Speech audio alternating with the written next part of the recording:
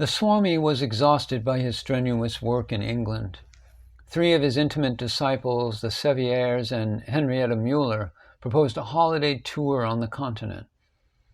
He was as delighted as a child at the prospect, noting, "Oh, I long to see the snows and wander on the mountain paths." He recalled his travels in the Himalayas. And on July the 31st, 1896, the Swami, in the company of his friends, left for Switzerland. They visited Geneva, Montreux, Chamonix, Lucerne, Zermatt, and others. The Swami felt exhilarated by his walks in the Alps. He wanted to climb Mount Blanc, but gave up the idea when told of the difficulty of the ascent of the 15,000-foot peak. He found that Swiss peasant life and its manners and customs resembled those of the people who dwelt in the Himalayas. In a little village at the foot of the Alps, between Mount Blanc and the little Saint Bernard, he conceived the idea of founding a monastery in the Himalayas. He said to his companions, "Oh, I long for a monastery in the Himalayas, where I can retire from the labors of my life and spend the rest of my days in meditation. It will be a center for work and meditation, where my Indian and Western disciples can live together, and I shall train them as workers. The Indians will go out as preachers of Vedanta to the West, and the Western devotees will devote their lives to the good of India." Mr. Sevier, speaking for himself and his wife, said, "How nice it would be, Swami, if this could be done. We must have such a monastery." The dream was fulfilled through the Advaita Ashrama at Mayavati, which commands a magnificent view of the eternal snows of the Himalayas. In the Alps, the Swami enjoyed some of the most lucid and radiant moments of his spiritual life. Sometimes he would walk alone, absorbed in deep contemplation, the disciples keeping themselves at a discreet distance. One of the disciples said, "There seemed to be a great light about him, and a great stillness and peace. Never have I seen the Swami to such advantage. He seemed to communicate spirituality by a mere look or with a simple touch. One could almost read his thoughts, which were of the highest. So transfigured had he become." While still wandering in the Alps, the Swami received a letter from the famous Orientalist Paul Deussen, a professor of philosophy at the University of Kiel in Germany. The professor urgently invited the Swami to visit him. So the Swami accepted the invitation and changed his itinerary, arriving at Kiel after visiting Heidelberg, Koblenz, Cologne, and Berlin. He was impressed by the material power and the great culture of Germany. Professor Deussen was well versed in Sanskrit and was perhaps the only scholar in Europe who could speak that language fluently. The professor was a disciple of Schopenhauer and a follower of Kant. Deussen could easily appreciate the high flights of Shankaracharya's philosophy. He believed that the system of Vedanta, as founded on the Upanishads and the Vedanta Sutras, is one of the most majestic structures and valuable products of genius in his search for truth, and that the highest and purest morality is the immediate consequence of Vedanta. The Swami and the Seviers were cordially received by the German scholar. In the course of the conversation, Deussen said that a movement was being made back towards the fountainhead of spirituality, a movement that would in the future probably make India the spiritual leader of the nations, the highest and the greatest spiritual influence on earth. He also found in the Swami a vivid demonstration of concentration and control of the mind. On one occasion, he saw Vivekananda turning over the pages of a poetical work and did not receive any response to a query he had made. Afterwards, the Swami apologized, saying that he had been so absorbed in the book that he did not hear the professor. Then he repeated the verses from the book he had just read, verbatim. The conversation soon turned towards the power of concentration as developed in the yoga philosophy. It seems one of the purposes of Dusan's wanting to meet the Swami was his desire to learn from Vivekananda the secrets of the yoga powers. Dusan showed the Swami the city of Kiel, and thereafter the Swami wished to leave immediately for England, though the professor insisted that he should stay a few more days. As that was not possible, Dusan joined the party in Hamburg, and they traveled together in Holland. After spending 3 days in Amsterdam, all arrived in London, and for 2 weeks Dusan met with the Swami every day. Vivekananda also visited Max Muller again at Oxford.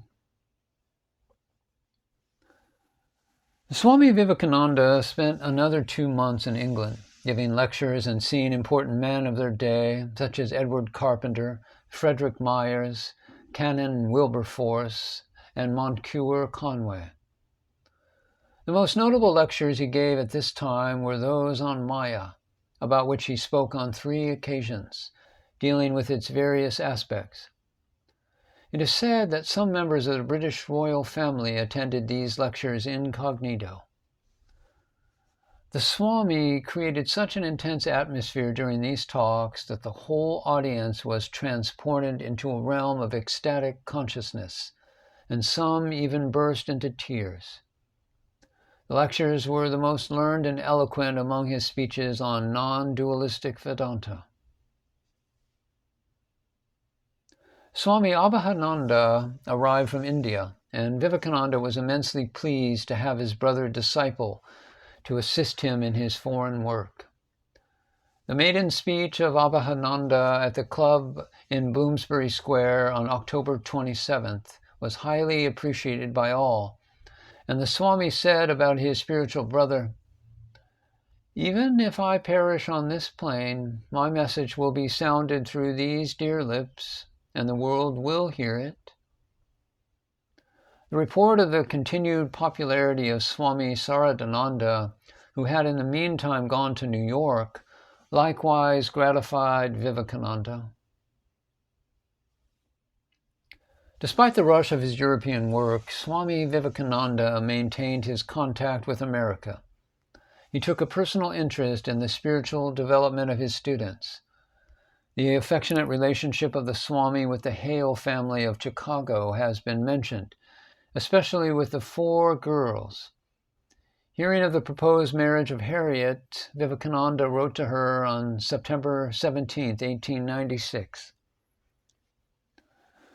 "Marriage is the truest goal for 99% of the human race, and they will live the happiest life as soon as they have learnt and are ready to abide by the eternal lesson, that we are bound to bear and forbear, and that to everyone life must be a compromise." He sent the young lady his blessings, saying, "May you always enjoy the undivided love of your husband, helping him in attaining all that is desirable in this life, and when you have seen your children's children, and the drama of life is nearing its end, may you help each other in reaching that infinite ocean of existence, knowledge, and bliss, at the touch of whose waters all distinctions melt away, and we all become one." But Mary Hale could not make a decision between marriage and lifelong celibacy. She was full of idealism and the spirit of independence, but she was also warm in her affection. Swami Vivekananda was particularly fond of Mary, and one day he wrote to Harriet, and the next day he wrote to Mary, congratulating Harriet for her discrimination and prophesying for her life a joy and sweetness, since he said she was not so imaginative and sentimental as to make a fool of herself, and has enough of common sense and gentleness to soften the hard points of life, which must come to everyone. But Vivekananda wanted to tell Mary the truth in a plain language, and he wrote, "My dear Mary, I will tell you a great lesson I have learnt in this life. It is this: the higher your ideal is, the more miserable you are. For such a thing as an ideal cannot be attained in the world or in this life.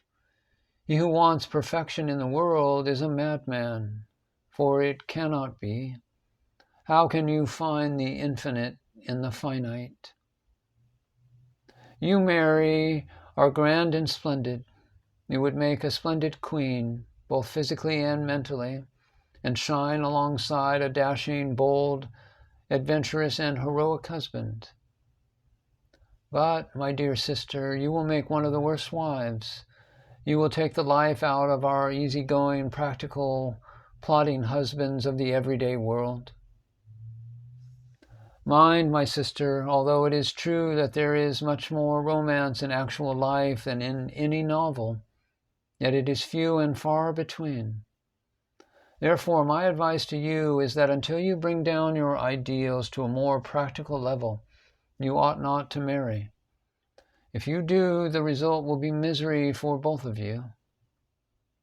In a few months, you will lose all regard for a commonplace, good, nice young man, and then life will become insipid. You must know there are two sorts of people in the world. The one strong-nerved and quiet, yielding to nature, not given to much imagination, yet good and kind and sweet. For such is this world, they alone are born to be happy. There are others again with high-strung nerves, tremendously imaginative, with intense feeling, always going high and coming down the next moment. For them there is no happiness. The first class will have almost an even tenor of happiness. The second will have to run between ecstasy and misery. But of these alone, what we call geniuses are made. There is some truth in a recent theory that genius is a sort of madness. Now, people of this class, if they want to be great, must fight to be so by clearing the deck for battle. No encumbrance, no marriage or children, no undue attachment to anything except the one true idea, and live and die for that. I am such a one as this. I have taken up the one true idea of Vedanta, and I have cleared the deck for action. You and Isabel are made of this metal, but let me tell you, though it is hard, you are spoiling your lives in vain.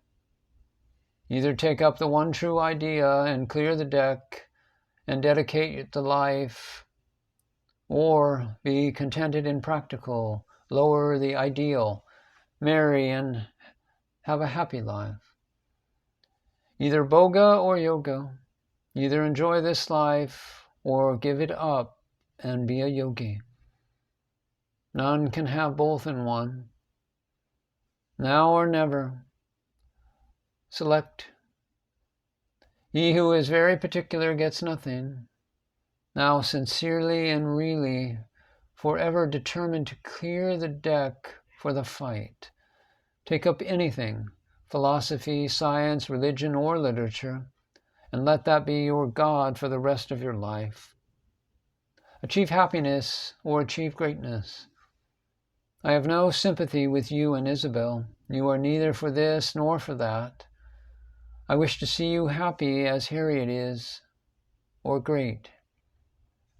Eating, drinking, dressing, and society nonsense are not things to throw away a life upon, especially for you, Mary. You are rusting away a splendid brain and ability for which there is not the least excuse. You must have ambition to be great. I know you will take these rather harsh remarks from me in the right spirit, knowing I like you really as much or more than what I call you my sister. I had long had a mind to tell you this, and as experience is gathering, I feel like telling you. The joyful news from Harriet urged me to tell you, and I will be overjoyed to hear that you are married also, and happy so far as happiness can be had here, or would like to hear of your doing great deeds. Mary Hale later married a gentleman from Florence and became known as Mademoiselle Martini. For some time, the Swami had been feeling an inner urge to return to India. From Switzerland, he wrote to friends in India, saying, "Do not be afraid. Great things are going to be done, my children. Take heart. In the winter, I am going back to India and will try to set things on their feet there. Work on. Brave hearts fail not. There is no saying nay. Work on, for the Lord is behind the work. Maha Shakti, the great power, is with you." On November 29, 1896, Swami Vivekananda wrote to a disciple in India about his proposed Himalayan monastery. He further said that his present plan was to start 2 centers, one in Madras and the other in Calcutta, and later others in Bombay and Allahabad. He was pleased to see that the magazine Brahmavedant, published in English in Madras, was disseminating his ideas. He was planning to start similar magazines in the vernaculars also. He also intended to start a paper under the management of writers from all nations in order to spread his ideas to every corner of the globe. He wrote, "You must not forget that my interests are international and not Indian alone." Swami Vivekananda could no longer resist the voice of India calling him back. Sometime during the middle of November, after a class lecture, he called Mrs. Sevier aside and quietly asked her to purchase 4 tickets for India. He planned to take with him the Seviers and Mr. Goodwin. Reservations were accordingly made on the Prince Regent Luitpold of the North German steamship line, sailing from Naples for Ceylon, the future Sri Lanka, on 16th December 1896. The Seviers wanted to lead a retired life in India, practicing spiritual disciplines and helping the Swami in carrying out the idea of building a monastery in the Himalayas. Faithful Goodwin, who had already taken the vows of Brahmacharya, would work as the Swami's stenographer. It was also planned that Miss Mueller and Miss Noble, the future Sister Nivedita, would follow the party sometime after. And Sister Nivedita was to devote her life to the cause of women's education in India.